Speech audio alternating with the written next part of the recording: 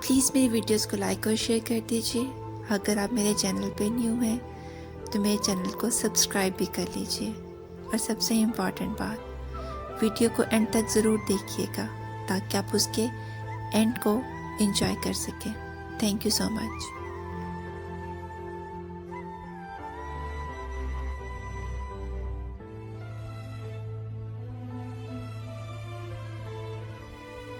بچپن دادی کی حویلی میں اکٹھے گزرا.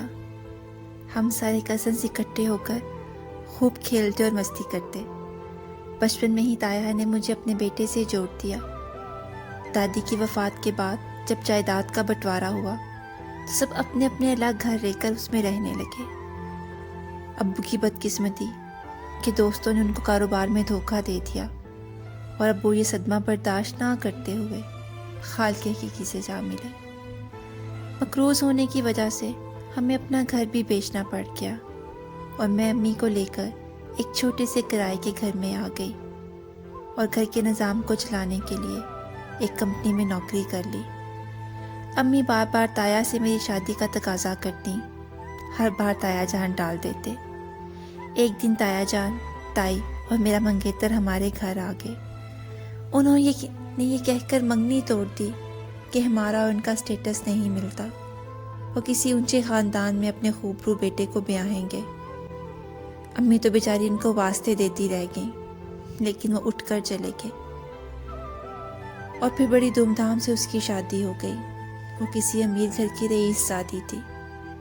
وہ تایا، تائی اور اپنے شوہر کو جوتے کی نوک پر رکھتی تھی. میرے تایا زاد کو بھی لے کر علیحدہ ہو گئی. میرے تایا اور تائی گھر میں اکیلے رہ گئے. وہ اپنے کیے پر شدید شرمندہ تھے اور مجھ سے معافی مانگ رہے تھے. میں نے اللہ کی رضا کی خاطر ان کو معاف کر دیا. علیحدہ ہو کر بھی میرے منگیتر کی اپنی بیوی سے بن نہ پائی.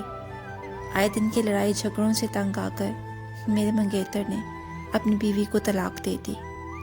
اب تایا، تائی اور میرا منگیتر میری طرف واپس لوٹنا چاہتے تھے. میرا منگیتر مجھ سے شادی کا خواہش مند تھا. انہی دنوں میرے لیے میری کمپنی سے میرے کولیگ کا رشتہ آ گیا. اس کے گھر والے باعزت طریقے سے میرا ہاتھ مانگ رہے تھے. امی نے خاندان کے دباؤ کی پرواہ کیے بغیر میری شادی میرے کولیگ سے کر دی. شادی کے بعد مجھے پتہ چلا کہ میرے شوہر تو مجھے تب سے محبت کرتے ہیں جب ہم دونوں یونیورسٹی میں اکٹھے پڑھتے تھے.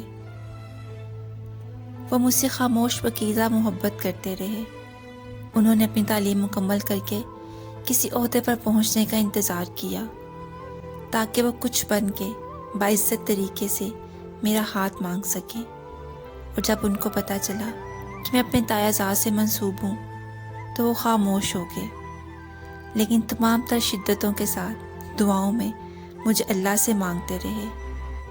اور آج اللہ نے ان کی صاف نیت اور پاکیزہ محبت کے صدقے میں مجھے ان سے منسوب کر دیا اور ہمیں جیون ساتھی بنا دیا. مجھے پا کر وہ خوشی سے نہال تھے.